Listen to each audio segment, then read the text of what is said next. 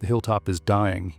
It's 4:45 p.m. on June 25th, 1876, and Lieutenant Colonel George Armstrong Custer crouches behind the bloated carcass of a cavalry horse, surrounded by dust, blood, and the deafening crack of rifle fire from every direction. The air is thick with gunpowder smoke and the metallic stench of death. Around him, what's left of the 7th Cavalry is being systematically destroyed. His brother Tom staggers backward, clutching his chest, blood spreading across his blue uniform. He locks eyes with George for one terrible second before collapsing into the Montana grass. 30 feet away, Boston, their youngest brother, lies face down and motionless, his back riddled with bullet holes. George Custer can't reach either of them. He can't reach anyone. The warriors are everywhere, not panicked, not scattered, coordinated. They move like water through the tall grass and ravines, emerging at point-blank range to fire before melting back into cover.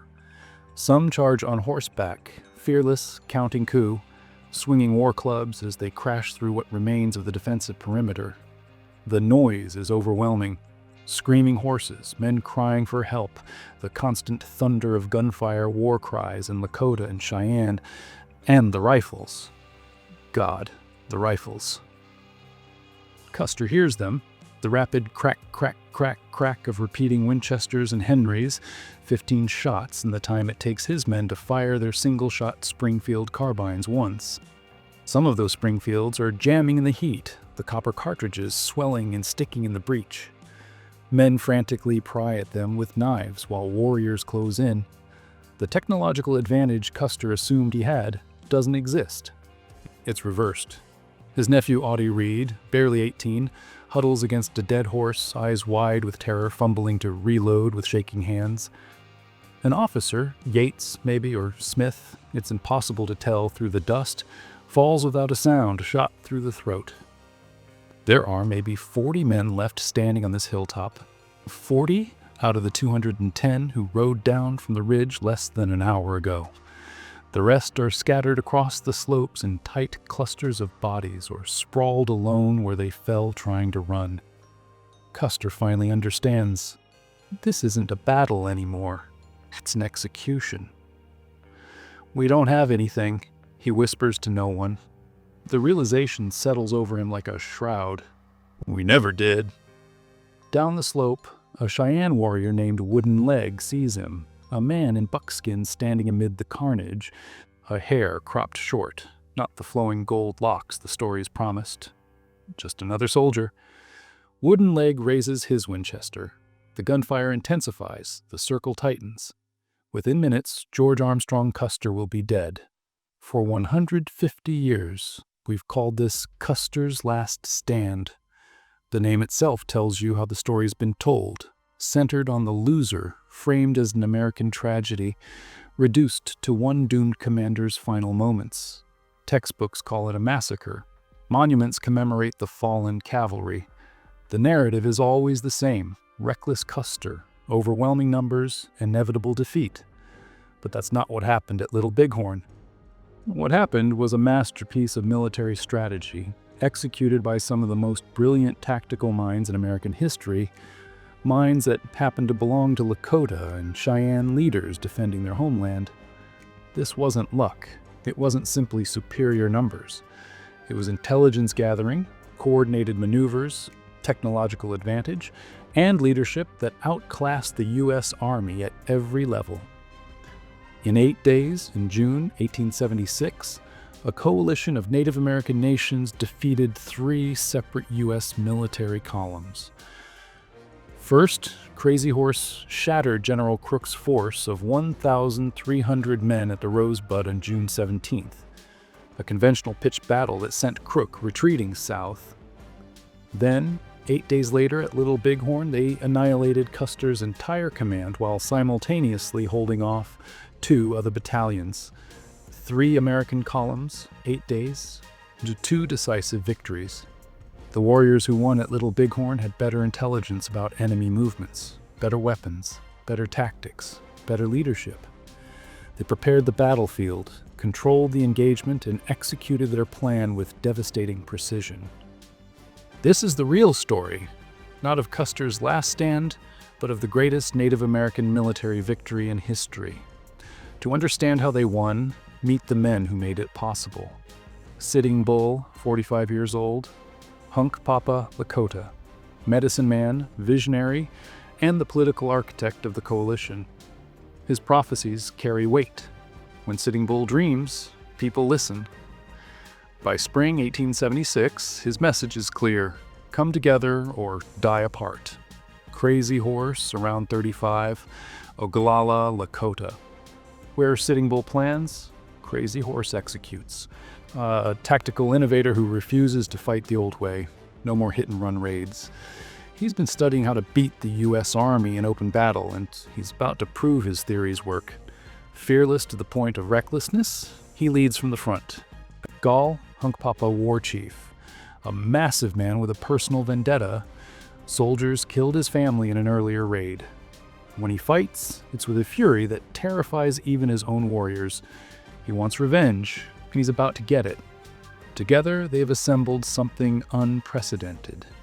A coalition of 8,000 Lakota, Cheyenne, and Arapaho people camped along the Little Bighorn River. Among them, between 1,500 and 2,000 warriors, the largest gathering of native fighting force in decades. Opposing them, George Armstrong Custer, 36 years old, a lieutenant colonel with the 7th Cavalry who still calls himself general from his Civil War brevet rank. Glory-hungry, fame-obsessed, haunted by his 1868 massacre of peaceful Cheyenne at Ouachita. He needs a victory to restore his tarnished reputation. His officers despise him. Major Marcus Reno drinks to cope with serving under him. Captain Frederick Bentine openly holds grudges. The 7th Cavalry is fractured before it ever reaches the battlefield. The stage was set. All that remained was to spring the trap. The trap that killed George Custer was set 8 years before he died. On April 29, 1868, the United States government signed the Fort Laramie Treaty with the Sioux Nation. The terms were explicit. The Black Hills of South Dakota, Paha Sapa, the Sacred Heart of Lakota territory, would belong to the Sioux for as long as the grass shall grow and the water flow. The treaty guaranteed it, forever. The treaty lasted 6 years. In the summer of 1874, George Armstrong Custer led a military expedition into the Black Hills, a direct violation of the treaty he was supposedly enforcing. His mission: map the territory, assess its resources. What he found changed everything. Gold, vast deposits of it, glittering in the streams and embedded in the rock. Custer's reports triggered a stampede. By late 1875, 15,000 prospectors had flooded into the Black Hills, erecting tent cities, tearing up the earth, desecrating burial grounds. The U.S. Army made token efforts to turn them back, but the gold rush was unstoppable. The government had a problem. American citizens were illegally occupying land guaranteed by treaty to the Sioux. The solution? Change the treaty. In September 1875, a federal commission arrived at the Red Cloud Agency with an offer. Sell us the Black Hills. Name your price. The Sioux delegation refused. The Black Hills weren't for sale at any price. They were sacred, the axis of the Lakota cosmos, the birthplace of their nation. Selling them would be spiritual suicide. The commissioners returned to Washington empty-handed, and the government abandoned negotiation. On November 3, 1875, President Ulysses S. Grant met with his top military advisors and issued a secret ultimatum. All roaming Indians must report to federal reservations by January 31, 1876, or be considered hostile. After that deadline, the U.S. Army had authorization to use military force to compel compliance. The ultimatum was designed to fail. January in Montana is lethal. Temperatures plunge to 30 below zero. Rivers freeze solid. Snow buries the prairie. Moving 8,000 people, including thousands of children and elderly, across hundreds of miles of frozen wilderness in the dead of winter was impossible, and everyone knew it. Many bands never even received the order. Indian agents couldn't reach camps buried under snowdrifts. It didn't matter. The deadline passed. The U.S. had its pretext for war, but Sitting Bull had been preparing for this moment. Throughout the winter of 1875 to 76, runners carried his message across the northern plains. Come to me. We will have one last summer free. His call resonated with bands who'd grown desperate on starvation rations at the agencies, who watched their children die of disease in crowded camps, who remembered what life was before the reservations. They came by the hundreds, then thousands. By late spring 1876, the coalition gathering along the Yellowstone River and its tributaries represented the largest free native population left on the Great Plains.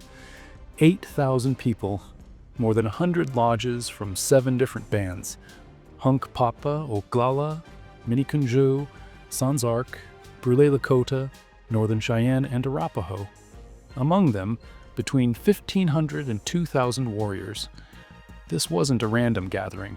Sitting Bull was building an army, and he knew the U.S. Army was coming.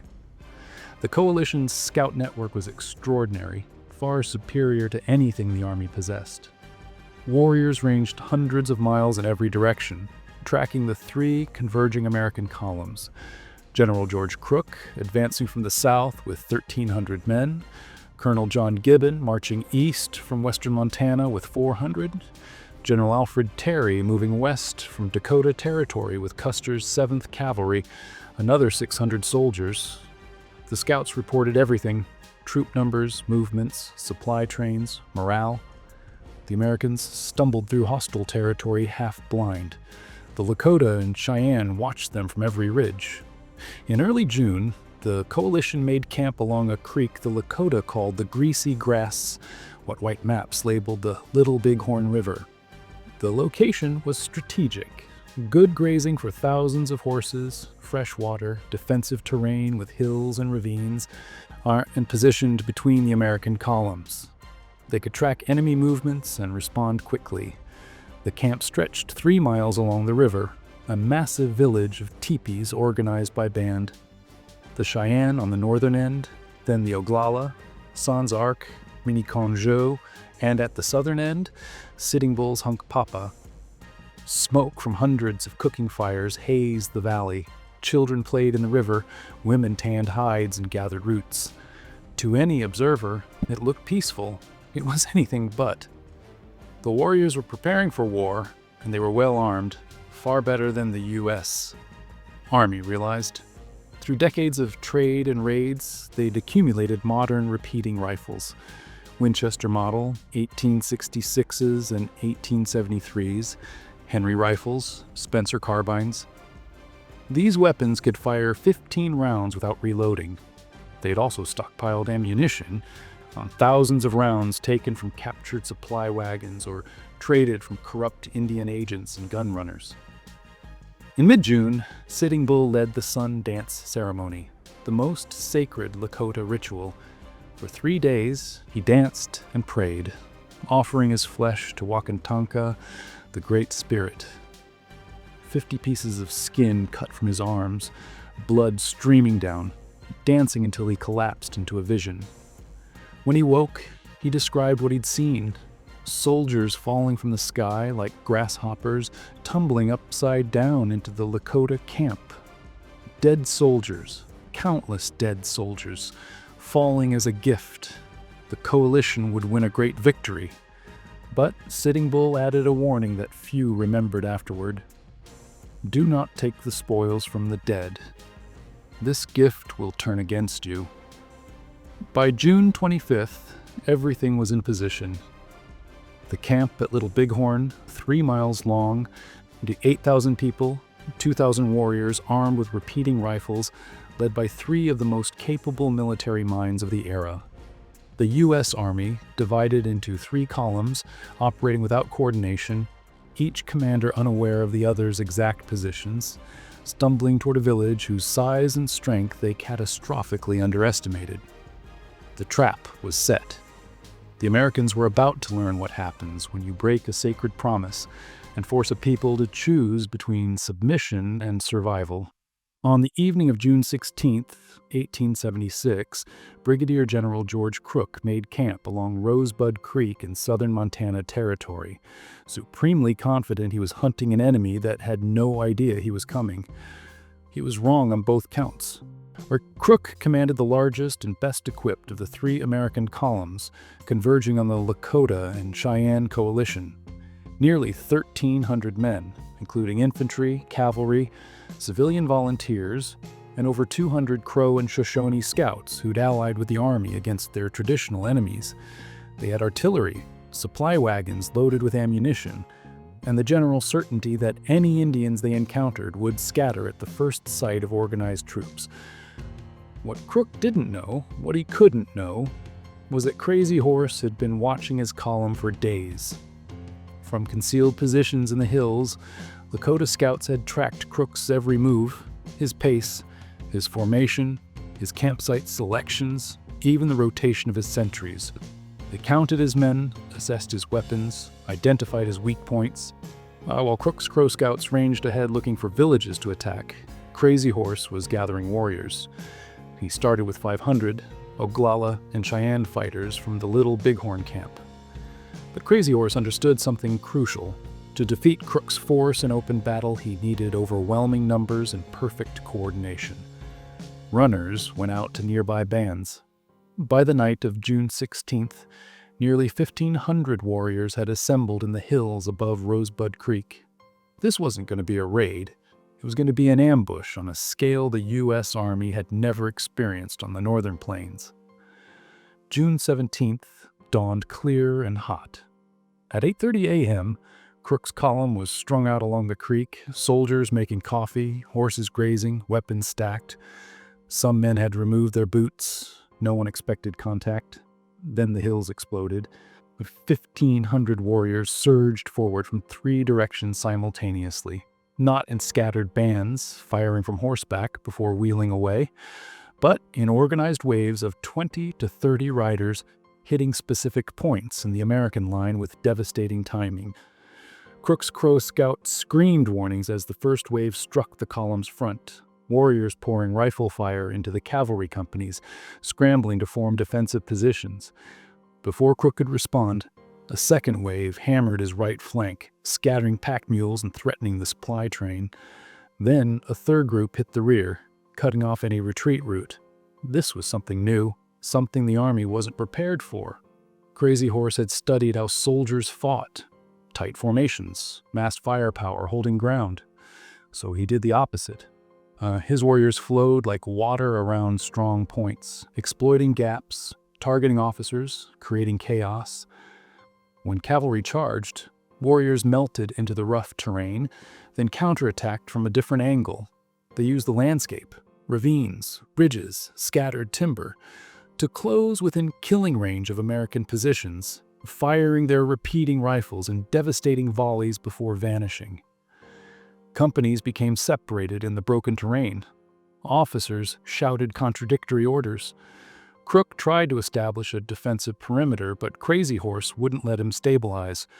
Every time a position coalesced, warriors hit it from an unexpected direction. The Crow and Shoshone scouts fought desperately, not for Crook, but because they understood what was happening better than the white officers did. This was total war. If Crook's column collapsed, the coalition would slaughter everyone. The Crow scouts launched countercharges that probably saved the entire command from being overrun in the first hour, buying time for cavalry companies to organize and infantry to deploy on high ground. But even as Crook's men established defensive positions, the battle didn't end. It intensified. Warriors charged in coordinated groups, not suicidal frontal assaults, but calculated strikes designed to probe for weakness, draw fire, force soldiers to exhaust ammunition.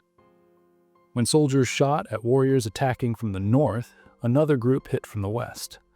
The Americans fired thousands of rounds, mostly missing targets that refused to stay still. Meanwhile, Crazy Horse's men were making every shot count. Warriors with repeating Winchesters could fire 15 rounds while soldiers reloaded their single-shot Springfields once. The technological advantage the Army assumed it possessed didn't exist. Officers fell with alarming frequency, targeted deliberately to disrupt command structure. The battle raged for 6 hours. Crook later claimed he'd driven off the attackers. His official report described a defensive victory against overwhelming numbers, tactical discipline under fire, the enemy withdrawing after sustaining heavy losses. It was fantasy. What actually happened? After 6 hours of continuous combat, Crook's column was shattered, disorganized, and low on ammunition. His casualties were mounting: 28 soldiers killed, 56 wounded, several missing. He had no idea where the main village was. His Crow scouts warned him the warriors could return with reinforcements at any moment, and he just learned a terrifying lesson. These warriors could fight conventional pitched battle and win. Crazy Horse withdrew not because he was defeated, but because he'd accomplished his objective. He'd mauled Crook's column, proved the coalition could stand and fight, and sent a message: "We're not running anymore." By sunset on June 17th, Crook was in full retreat south toward Wyoming, claiming he needed to resupply and wait for reinforcements. He wouldn't rejoin the campaign. His column, 1/3 of the American force converging on Little Bighorn, was eliminated from the battlefield. And here's the critical detail that sealed Custer's fate. Crook never informed the other columns about the battle. No courier rode north to warn General Terry or Custer that a massive warrior force had just defeated 1,300 soldiers in open combat. Terry and Custer continued west, believing they were hunting scattered bands that would flee at first contact. They had no idea that Crazy Horse had already won a major engagement, that the coalition was actively coordinating defensive operations, that warriors possessed repeating rifles in large numbers. They were marching blind into a tactical situation that had fundamentally changed. On June 18th, Crazy Horse rode back into the Little Bighorn camp as a hero. He'd taken on the U.S. Army in a conventional battle, their kind of fight, and set them running. The victory electrified the coalition.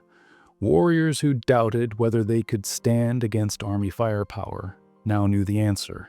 Yes, absolutely yes. The celebration lasted for days. But Sitting Bull and Crazy Horse understood something the jubilant warriors didn't. More soldiers were coming. The scouts had reported 2 more columns approaching from the north and east. The Battle of the Rosebud was only the beginning. Crazy Horse had proven that coordinated tactics could beat the U.S. Army. Now he was going to prove it again. 8 days later, Custer would arrive. Unlike Crook, he would not retreat. On June 22, 1876, aboard the steamboat Far West on the Yellowstone River, General Alfred Terry gave George Armstrong Custer his orders. They were explicit. Take the 7th Cavalry south along the Rosebud Creek, locate the Indian village, but do not engage until Terry's column and Colonel Gibbon's forces could arrive to support. The plan was encirclement, 3 columns converging simultaneously to prevent escape. Terry emphasized this point: wait for support, coordinate the attack. According to witnesses, Terry ended with a personal appeal. "Custer, I don't know what to say for the last." Custer interrupted. "Say whatever you want to say." Terry tried again. "Don't be greedy. Wait for us." Custer's response was terse. "No, I will not." Terry offered reinforcements, 4 additional companies of the 2nd Cavalry, and a battery of Gatling guns, the era's closest equivalent to machine guns. Custer refused them all. The extra cavalry would slow him down. The Gatlings were too heavy for the rough terrain. He wanted speed and mobility, not firepower. Besides, he wouldn't need them. Every officer on the frontier knew that Indians ran when faced with organized cavalry. Custer believed he was racing to catch the village before it scattered, not marching toward the fight of his life. The 7th Cavalry, roughly 600 men and officers, departed on June 22nd, following the Indian Trail south up Rosebud Creek. What they found should have terrified them. By June 24th, the trail was undeniable. Not the track of a small band, but a highway carved by thousands of people. Travois marks scarred the earth. Abandoned campsites showed lodge circles by the hundreds. The grass was cropped bare by enormous pony herds. Custer's scouts, Arikara and Crow, who'd spent their lives reading the plains, were alarmed. The lead scout, a man named Bloody Knife who'd served with Custer for years, tried to make him understand. This trail represented at least 1,000 lodges, maybe more. That meant anywhere from 2,000 to 4,000 warriors, possibly the largest gathering anyone had ever seen. Custer dismissed it. Scouts always exaggerate, he told his officers. He'd seen it before, trackers getting nervous, inflating numbers. Even if there were 1,000 lodges, they'd scatter at the first bugle charge. The key was speed. Strike before they could run. Bloody Knife tried again, pulling Custer aside. Too many, he warned. Too many Sioux. Wait for Terry. Wait for the other soldiers. Custer waved him off. What Custer didn't know, what he couldn't know because Crook had never sent word, was that 8 days earlier, a force nearly twice the size of his own had met these same warriors in open battle and been sent into full retreat. Well, the conventional wisdom about Indians running from cavalry charges had just been proven catastrophically wrong at the Rosebud, but Custer had no idea the Battle of the Rosebud had even happened. He was operating on assumptions that were already dead. On the morning of June 25th, before dawn, Custer's Crow scouts climbed to an observation point the Crow called the Crow's Nest, a high bluff overlooking the Little Bighorn Valley 15 miles away. In the gray pre-dawn light, they saw what made them go silent with dread. A pony herd. Not hundreds of animals, but thousands. Maybe 10,000 horses. A dark mass covering the valley floor like a shadow. And smoke. Dozens, maybe 100 cooking fires hazed the air. The village was immense, far larger than anything the scouts had ever seen. They rode back to Custer with the news. He climbed to the Crow's Nest himself. He couldn't see what they'd seen. His eyes weren't trained for distance reading, and the morning light had changed. But his scouts were unanimous and insistent. That village might be the largest gathering in Plains history. Then came worse news. Some soldiers had been spotted by Sioux hunters. The element of surprise might already be lost. Custer made his decision. Attack now. If the village knew soldiers were near, they'd break camp and scatter within hours. This was his only chance for a decisive victory, the kind of triumph that would restore his reputation, maybe catapult him to the presidency. He couldn't let them slip away. At noon on June 25th, Custer divided his command. He sent Captain Frederick Bentine south with 3 companies, about 125 men, to scout the bluffs and make sure no villages were escaping in that direction. Captain Thomas McDougall and 1 company, roughly 130 men, would guard the slow-moving pack train carrying reserve ammunition. Major Marcus Reno would take 3 companies, approximately 140 men, and attack the southern end of the village from the valley floor. Custer himself would take 5 companies, about 210 men, and circle north along the bluffs, then strike the village from the opposite end. Classic pincer movement. Reno attacks from the south, Custer from the north, the Indians caught between them. Bentine would be close enough to support either force. It was a plan that only worked if the enemy did what Custer expected. Panic, scatter, run. His officers knew it was reckless. Splitting a force in the face of an enemy of unknown size violated basic military doctrine. But no one spoke. Custer's contempt for dissent was well known, and the regiment's internal divisions ran too deep. Reno thought it was suicide, but said nothing. Bentine suspected disaster, but kept quiet. They mounted up and rode to their assignments. Custer made one final miscalculation, and it was the most fatal of all. He assumed the warriors would be armed primarily with bows, lances, and old trade muskets, weapons that required getting close to be effective. He knew some warriors had modern rifles, but believed they lacked ammunition and marksmanship training. His soldiers carried single-shot Springfield carbines, reliable weapons with a range advantage that should dominate any firefight. Or the reality, warriors in that camp had accumulated hundreds of Winchester and Henry repeating rifles through years of trade and raids. They had thousands of rounds of ammunition, and many had become excellent marksmen through necessity. Every shot while hunting meant the difference between eating and starving. When it came to firepower, the Lakota and Cheyenne had the advantage. Custer didn't know, and by the time he found out, it would be far too late. By 3 p.m. on June 25th, all the pieces were in position. Reno's men approached the southern end of the village. Bentine's command scouted the bluffs to the south. McDougal's pack train plodded miles behind, and Custer's 5 companies rode along the eastern bluffs toward what he thought would be his greatest victory. None of them knew they were being watched from every ridge, or every coulee, every hidden vantage point. The coalition's scouts had tracked their movements since before dawn. Sitting Bull knew exactly where every soldier was. The trap was about to close. At 3 p.m. on June 25th, 1876, Major Marcus Reno splashed across the Little Bighorn River with approximately 140 cavalrymen and began what he believed would be a straightforward charge through a panicked Indian village. He was already drunk. Several officers had noticed the smell of whiskey on his breath that morning, the slight unsteadiness in his movements. Reno had been drinking to steady his nerves, or maybe to dull his conviction that Custer's plan was going to get them all killed. His orders were simple: attack the southern end of the village, drive through it, scatter the Indians. Custer would hit from the north simultaneously. Textbook cavalry tactics. It should have worked. It didn't. Reno's column thundered across the valley floor in a cloud of dust, guidons snapping, men whooping, horses at full gallop. Ahead lay the southern lodges, Hunkpapa territory, Sitting Bull's people.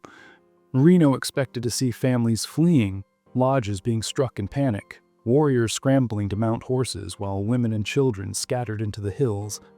Instead, he saw a battle line. Warriors were already armed, already mounted, already positioned in organized groups between the charging cavalry and the village. Not scattered, not panicked, waiting. The realization hit Reno like cold water. They knew we were coming. Sitting Bull stood among his people, not as a warrior. He was 45 now, his fighting days mostly behind him, but as a leader trying to organize a defense under fire. When he saw the cavalry approaching, he sent 2 negotiators forward under a white flag, hoping to buy time for the women and children to reach safety. Reno's men shot both negotiators dead. Sitting Bull's favorite horse, a gift from a dear friend, screamed and collapsed under him, shot through the chest. He rolled clear, looked at the dying animal, then at the charging cavalry, and his voice cut through the chaos. "They have shot my favorite horse. Attack them!" Gall heard it from near the river. The massive Hunkpapa war chief had been preparing warriors since dawn, and now his moment had come. His family, his wives, his children had been killed by soldiers in an earlier raid. He'd been waiting years for this. He signaled his warriors forward, and they surged to meet Reno's charge. From the north, Crazy Horse heard the gunfire and immediately wheeled his fighters toward the sound.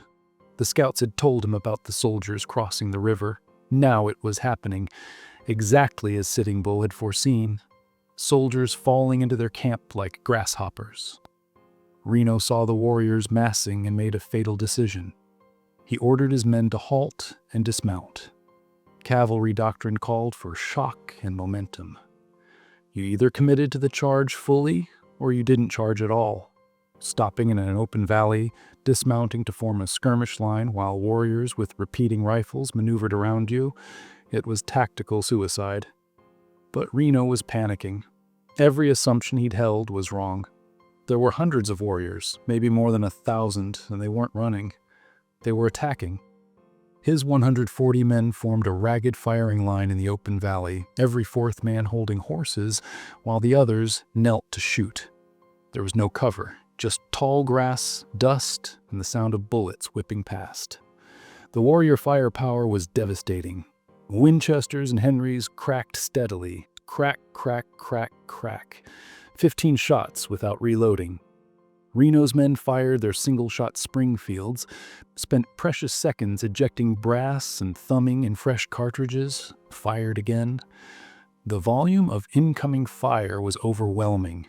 Warriors moved through the grass using terrain Reno's men couldn't read. They closed to within 100 yards, 50 yards, shooting from concealment while soldiers stood exposed. Men started falling.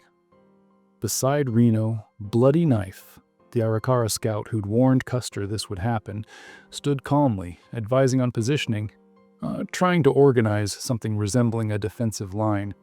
He'd fought alongside Custer for years, survived dozens of engagements. He knew how to read a battle. Then a bullet struck him in the head. The impact was instant and catastrophic. Bloody Knife's skull exploded, blood and brain matter spraying across Reno's face and uniform. The major staggered backward, wiping gore from his eyes, staring at the body of his chief scout crumpled in the grass. Something in Reno broke. "All those who wish to escape, follow me!" he screamed and kicked his horse toward the river without waiting to see if anyone followed. What happened next was slaughter. The skirmish line disintegrated into chaos. Men ran for their horses, mounted in panic, wheeled toward the river.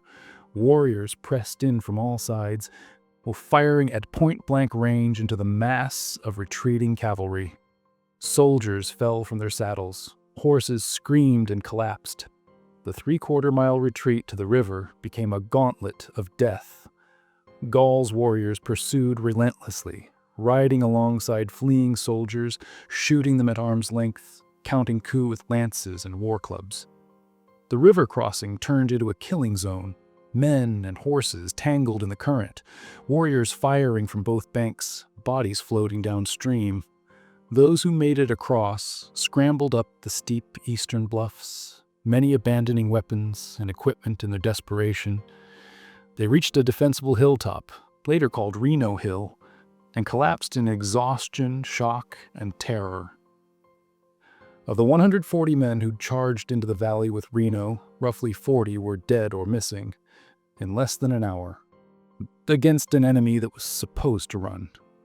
Captain Frederick Bentine arrived with his 3 companies about 30 minutes later, having found nothing in the southern bluffs but empty terrain. He took one look at the shattered survivors in the blood-soaked Reno and understood immediately what had happened. "I've lost half my men," Reno gasped, still stunned. Bentine's voice was ice. "Where is Custer?" No one knew. Custer had taken 5 companies north along the bluffs over an hour ago. Since then, silence. Then a courier arrived, his horse lathered and blown. He carried a note scrawled in Custer's handwriting. "Bentine, come on. Big village. Be quick. Bring packs. P.S. Bring packs." The message was urgent, almost frantic. Custer needed ammunition. He needed support. He needed them now. Bentine looked north toward the bluffs. In the distance, gunfire crackled. Heavy, sustained, the sound of a major engagement. He listened, calculating distances, weighing options. His command instinct told him to ride toward that gunfire immediately. But he looked at Reno's shattered battalion, the wounded men, the exhausted horses. If he left now and Reno's position collapsed, another 250 men could die. And if he rode toward Custer and got trapped in the same situation, the entire regiment would be destroyed. Bentine made his choice. He stayed. He ordered his men to fortify the hilltop, dig rifle pits, prepare for a siege. To the north, the gunfire intensified, rising to a crescendo that sounded like a sustained thunderstorm. Then, gradually, it peaked, held steady, and began to fade. What was happening to Custer they couldn't know, but they would find out, and the truth would be worse than anything they imagined. At 3:30 p.m., George Armstrong Custer crested the ridge overlooking the Little Bighorn Valley, and finally saw what his scouts had been trying to tell him. The village stretched for 3 miles along the winding river, hundreds upon hundreds of lodges, maybe 1,000 or more, organized in vast circles by band. Pony herds darkened the grassland like shadows. Smoke from cooking fires hazed the afternoon air. It was the largest native encampment anyone in his command had ever seen, possibly the largest in Plains history. For one moment, doubt flickered across Custer's face. This wasn't a fleeing band, this was a city. Then he heard it, gunfire crackling from the south. Reno's attack had begun. All of that meant the warriors would be rushing to defend the southern lodges, leaving the northern end vulnerable.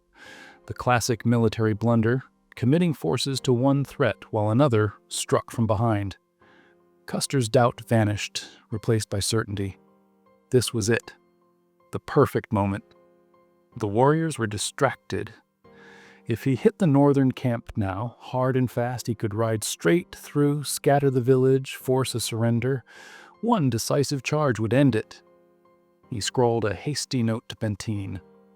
Bentine, come on. Big village, be quick, bring packs.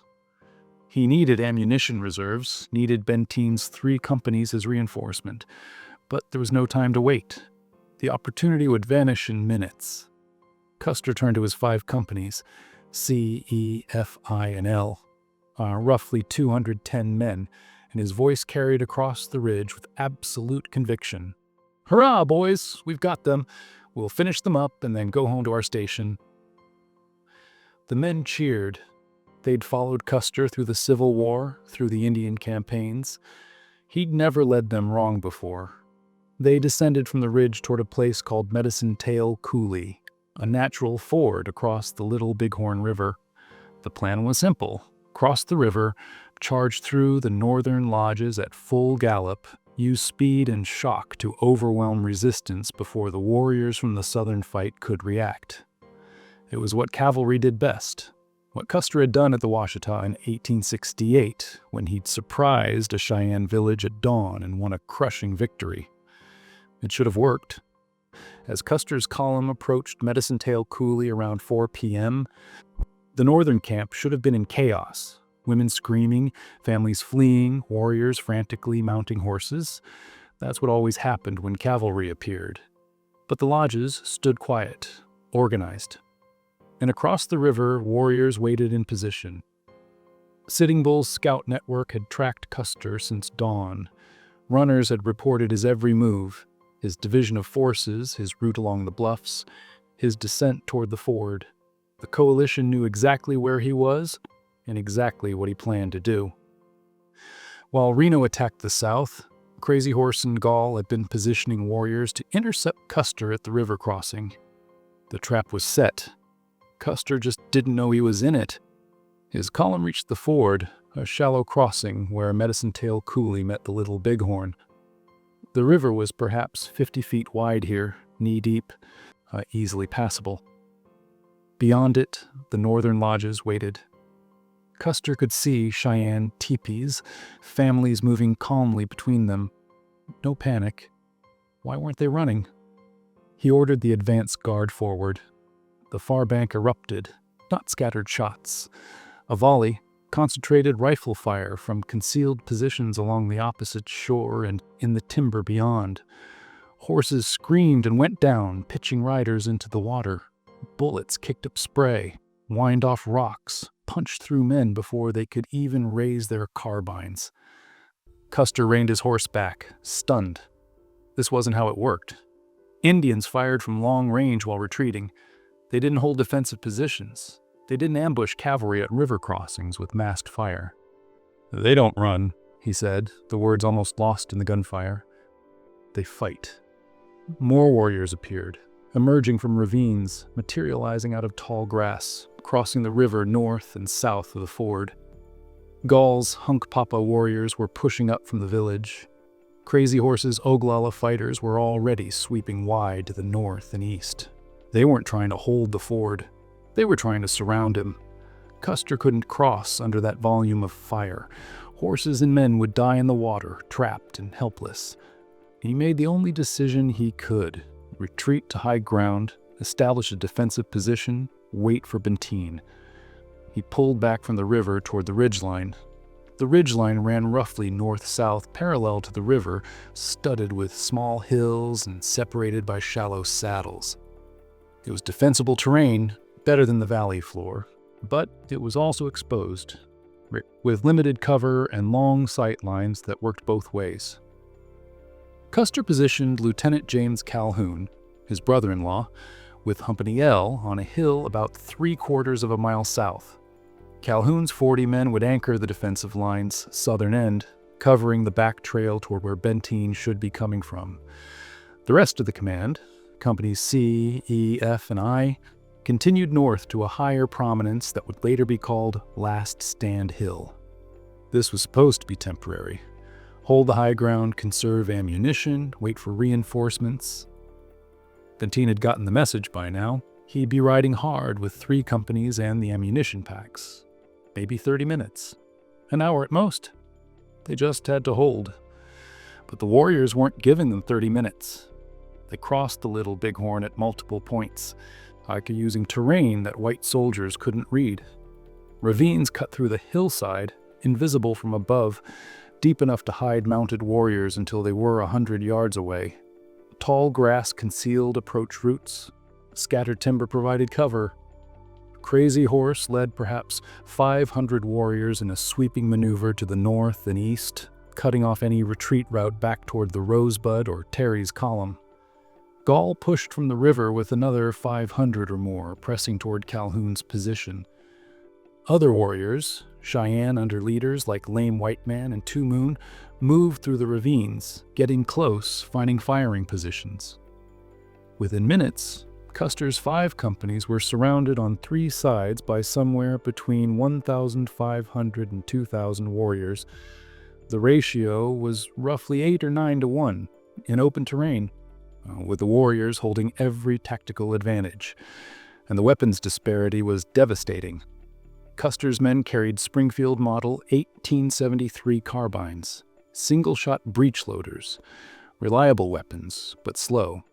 Fire, eject the brass cartridge, thumb in a new round, close the breech, aim, fire again. Maybe 12 to 15 rounds per minute for a trained soldier under ideal conditions. Under combat stress, with hands shaking and adrenaline spiking, less. The warriors had Winchesters, Henry Spencers, repeating rifles with tubular magazines holding 7 to 15 rounds. Lever the action, fire, lever, fire, lever, fire. A warrior could empty a magazine in seconds, reload, and be firing again, while a soldier was still working his 3rd cartridge. For every shot Custer's men fired, the warriors fired 15.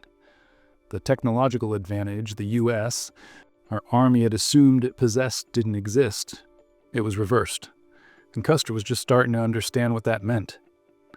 Lieutenant James Calhoun held the southern position with Company L, roughly 40 troopers, spread along a low ridgeline.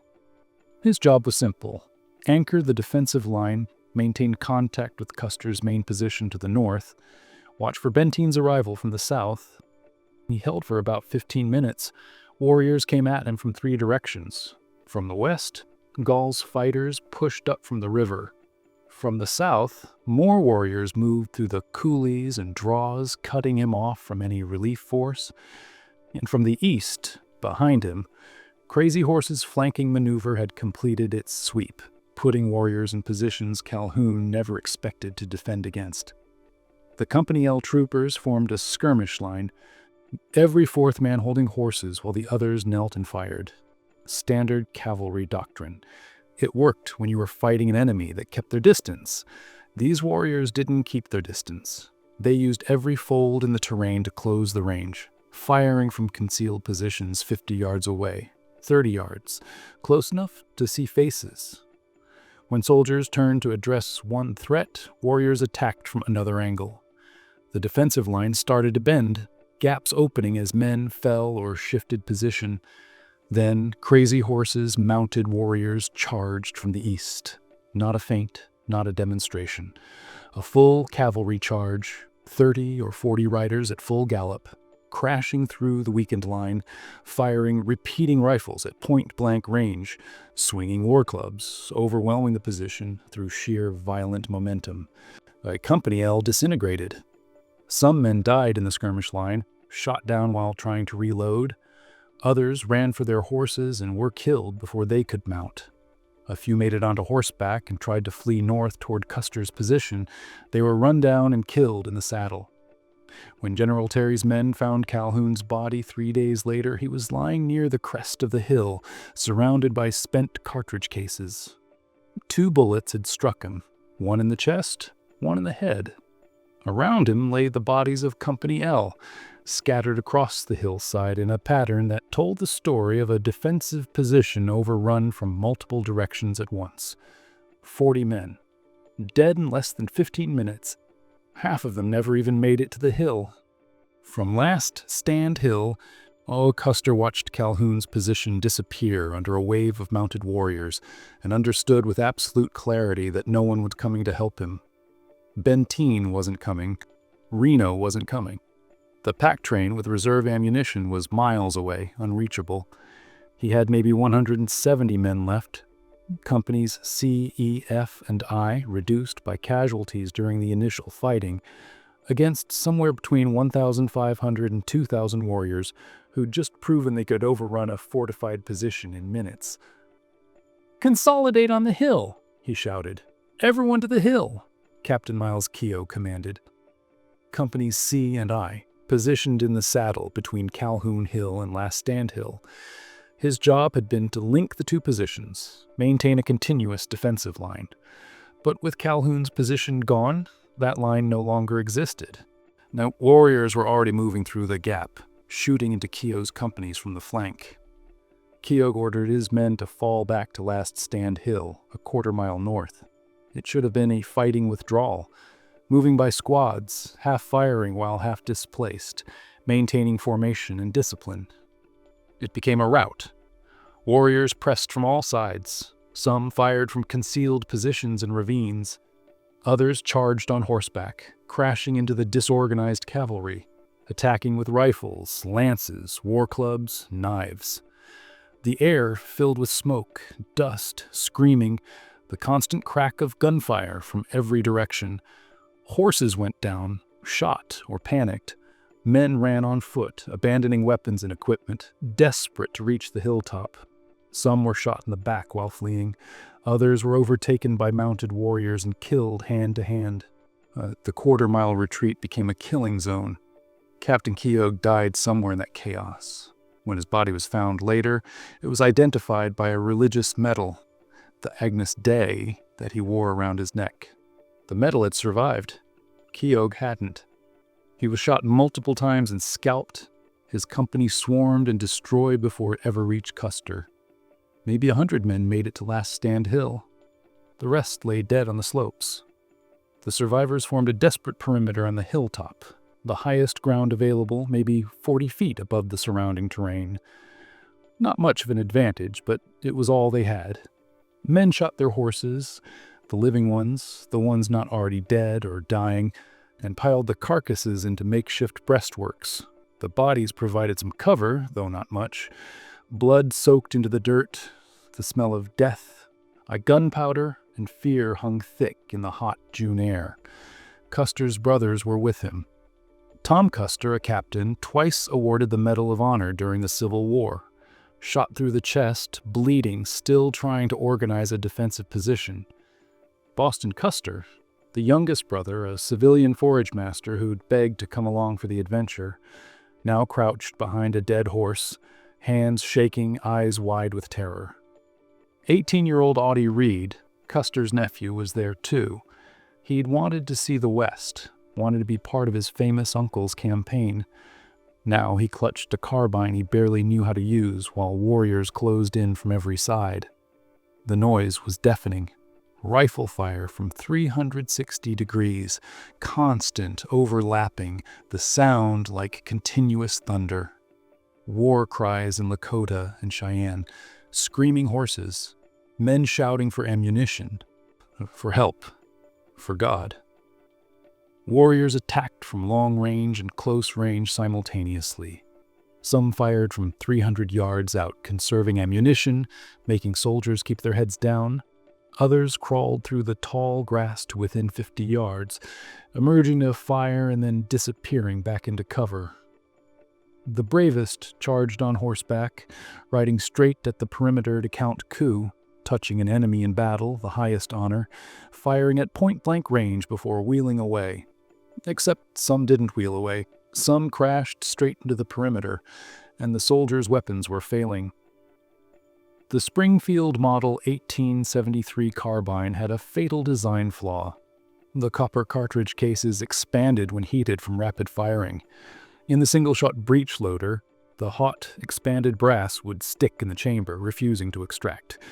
Soldiers frantically worked their ejector mechanisms, prying at stuck cartridges with knives, fingernails, anything. Some guns became completely useless, jammed solid. Men with jammed carbines pulled revolvers. 6 shots, then useless. Some drew sabers or knives. Others just crouched behind dead horses waiting to die. Ammunition was running critically low. Each man had started with about 100 rounds. After 30 minutes of sustained firing, and it had been more than 30 minutes now, closer to 45, many were down to their last handful of cartridges. The pack train, carrying reserve ammunition, was miles away with McDougal's company, beyond reach. Some men chose suicide over capture. Oral histories from warriors mention seeing soldiers shoot themselves, a bullet to the head, rather than face what they believed would be torture. Whether from fear, hopelessness, or pragmatic assessment that death was inevitable, several men on Last Stand Hill died by their own hand. The perimeter was collapsing. What had started as an organized defensive circle was fragmenting into small, isolated groups. 5 men here, 3 men there, 2 soldiers back to back trying to cover each other's flanks. From the east, Crazy Horse led a final mounted charge. He'd been directing the battle from multiple positions, coordinating attacks, exploiting weaknesses. Now he committed himself personally. 50 warriors followed him, maybe more, riding at full gallop directly toward the hilltop. This time they didn't wheel away at the last moment. They crashed into what remained of the perimeter like a wave hitting a collapsing sandcastle. Hand-to-hand fighting, war clubs against rifle butts. Knives against knives, warriors on horseback trampling men who tried to stand. The organized defense dissolved into scattered individual struggles, desperate, brutal, intimate violence where men looked into each other's faces as they killed each other. Small groups of soldiers fought back to back until they were overwhelmed. Others tried to run down the slopes toward the ravines and were shot before they had gone 20 yards. A few may have made it into a deep ravine on the north side of the hill. Bodies would be found there later, suggesting some soldiers fled that direction in the final moments. The circle collapsed completely. The fighting became a massacre. No one knows exactly how George Armstrong Custer died. There were no U.S. survivors from Last Stand Hill, and warrior accounts differ on who killed him, when, and how. What is known: his hair was cut short, not the flowing golden locks of legend. He may not have been recognized in the chaos, just another soldier in buckskin covered in dust and blood defending a hilltop along with everyone else. When General Terry's men found his body on June 27th, it was lying near the summit of Last Stand Hill, surrounded by approximately 40 other bodies in a tight cluster. 2 bullet wounds, one in the left chest, one in the left temple, both likely fatal. Debate continues about whether both were enemy fire or whether the temple wound was self-inflicted, whether Custer, realizing the battle was lost, chose to end it on his own terms. The physical evidence doesn't conclusively answer that question. His body was not scalped or mutilated, unusual, given that most of the other dead were. Possible explanations: he wasn't recognized as the commander, warriors respected his courage, or Sitting Bull's warning not to desecrate the bodies had been heeded in his case. Or perhaps it was simple chaos. In the fury of the final assault, some bodies were mutilated and others weren't, with no clear pattern. His brothers died near him. Tom Custer, mutilated almost beyond recognition, his body found with dozens of wounds. Boston Custer, shot multiple times. Nephew Audie Reed, barely 18, his brief adventure ending in the Montana grass. Officers Yates, Smith, and Riley, all dead within yards of Custer. The command staff of the 7th Cavalry wiped out in a tight cluster at the hilltop summit. The last trooper died around 5 p.m., perhaps a few minutes after. The exact time is uncertain, but the gunfire that Reno and Bentine heard from their hilltop to the south peaked, held for a few more minutes, then faded to scattered shots and finally silence. 60 minutes. From Medicine Tail Coulee to the last death, 60 minutes, maybe 70. An hour and change to annihilate 5 companies of U.S. cavalry. 210 men, every single one dead. The Lakota and Cheyenne coalition suffered casualties too. Estimates range from 60 to 100 warriors killed, with many more wounded. As a percentage of forces engaged, their losses were higher than in some previous victories. But it didn't matter. This was decisive, total, complete. Warriors moved across the battlefield, gathering weapons, ammunition, horses, hundreds of Springfield carbines, thousands of rounds of ammunition, cavalry horses, boots, uniforms. While some took personal items as trophies, watches, photographs, rings. Bodies were mutilated, scalped, limbs severed, tendons cut, throats slashed. To the soldiers who would find them later, this appeared as senseless cruelty. To the Lakota and Cheyenne, it was spiritual necessity, disabling the dead so they couldn't use their weapons in the afterlife. Not vengeance, not sport. Religious practice. Sitting Bull rode through the battlefield on a borrowed horse. His favorite had been killed during Reno's attack. He looked at the scattered bodies, the dead soldiers lying like his vision had shown him, fallen from the sky like grasshoppers tumbling into the camp. "The soldiers have fallen," he said quietly. His prophecy had come true, but he repeated his warning. The one few warriors had heeded. Do not take too much from the dead. This gift will turn against us. Most didn't listen. The rifles were too good, the ammunition too plentiful, the boots too well made to leave behind. Warriors loaded pack horses with captured equipment and returned to the village as heroes. 4 miles to the south, on Reno Hill, the survivors heard the gunfire peak around 4:45 p.m. A sustained roar like a thunderstorm that went on and on. Then, gradually, it faded. Scattered shots. Silence. "What does it mean?" someone asked. Captain Bentine knew. He'd known for an hour, but he didn't say it. Not yet. Let them hope a little longer. The greatest Native American military victory in history was complete, but Sitting Bull was right. This gift would turn against them. General Alfred Terry rode into Reno Hill on June 27th, expecting to find Custer. Captain Bentine's response was flat. Up there, dead. All of them. "Impossible," Terry said. Bentine just stared. Terry rode north with a burial detail. What they found scattered across the hills would haunt them forever. 210 bodies in the June heat, bloating, covered in flies, the smell unbearable. Lieutenant Bradley reached Last Stand Hill first. 42 bodies clustered near the summit, most stripped and mutilated, scalped, limbs severed, tendons cut. One body in buckskin lay slightly apart. 2 bullet wounds, chest and temple. Short hair, but the face was recognizable. "My God, it's him." The mutilations horrified the soldiers, proof of savagery. To the Lakota and Cheyenne, it had been spiritual, disabling the dead so they couldn't use weapons in the afterlife. Custer's body was oddly intact, unrecognized in the chaos, or perhaps respected, no one knew. Burials were hasty, shallow, dirt scraped over bodies, stones piled on top. Custer was marked with a wooden stake, later reinterred at West Point. Terry's report protected Army honor. Custer fought with the greatest heroism, but was overwhelmed by 2,500 plus warriors, inflated from the actual 1,500 to 2,000. Couldn't admit defeat by equal numbers.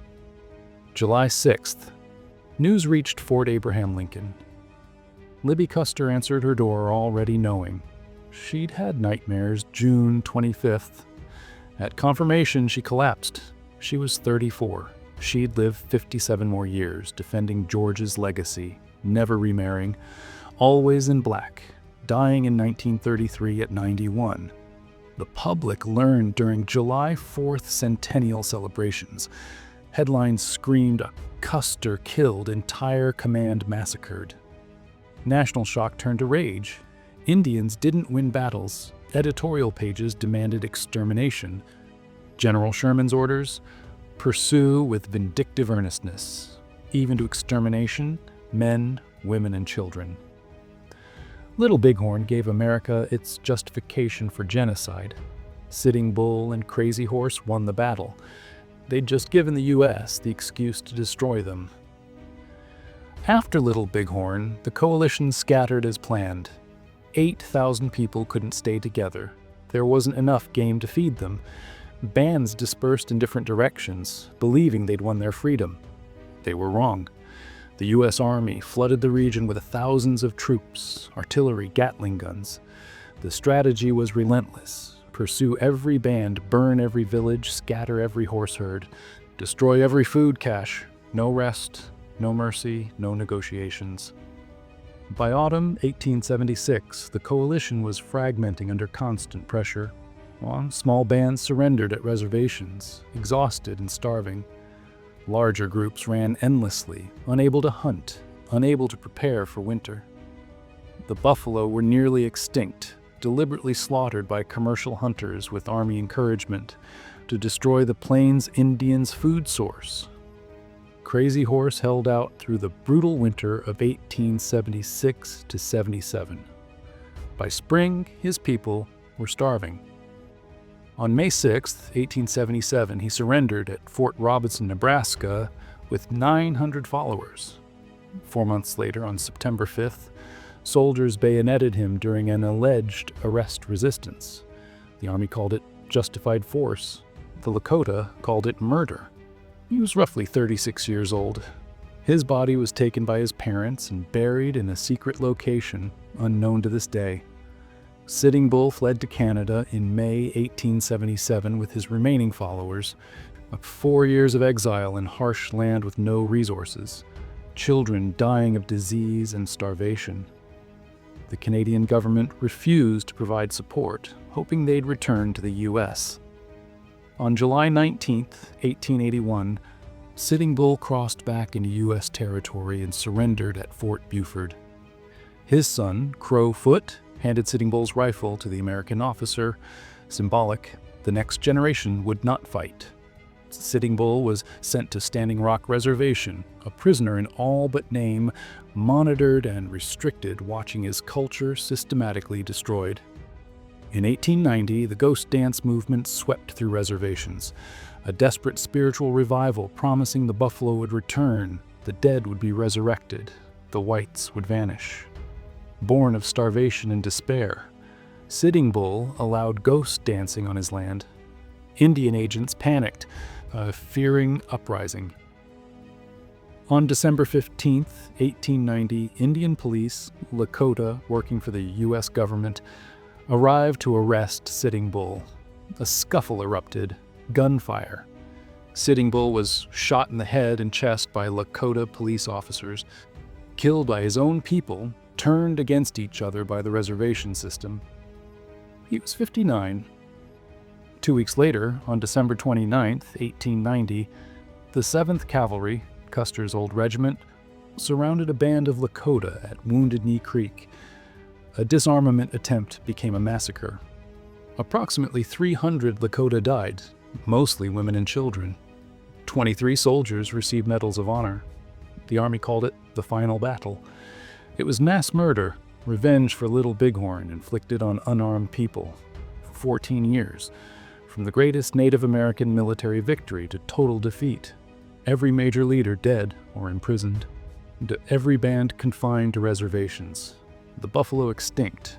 Traditional life ended. Sitting Bull's warning came true. The victory was a gift that turned against them. For 150 years, we've called it Custer's Last Stand.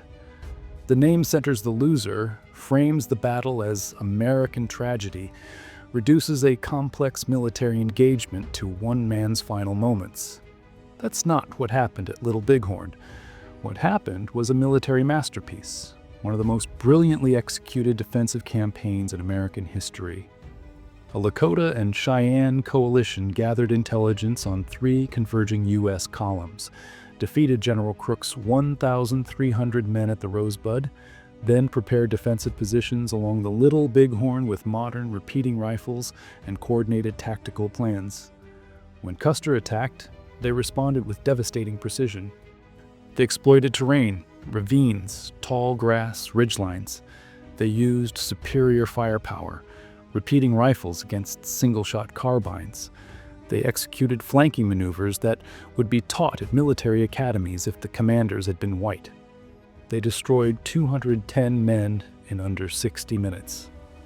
This wasn't luck. It wasn't just superior numbers, it was strategic brilliance. Sitting Bull, Crazy Horse, and Gall were military geniuses who outthought, outmaneuvered, and outfought the U.S. Army at every level. But their decisive tactical victory sealed their doom. The United States wouldn't accept defeat, wouldn't negotiate, wouldn't stop. 14 years later, every leader was dead or imprisoned, every band confined to reservations, every element of traditional life destroyed. The real tragedy isn't that Custer died. It's that the people who won, who did everything right, who fought brilliantly to defend their homes, still lost everything. History is written by victors. For over a century, we've told Custer's story, not Sitting Bull's. We've mourned the 7th Cavalry, not the 60 to 100 Lakota and Cheyenne warriors who died defending their families. We've built monuments to soldiers, not to people protecting their homeland from invasion. But the truth is there, in archaeology, in oral histories, and tactical analysis. Little Bighorn wasn't Custer's last stand. It was the greatest Native American military victory in history, and it deserves to be remembered that way.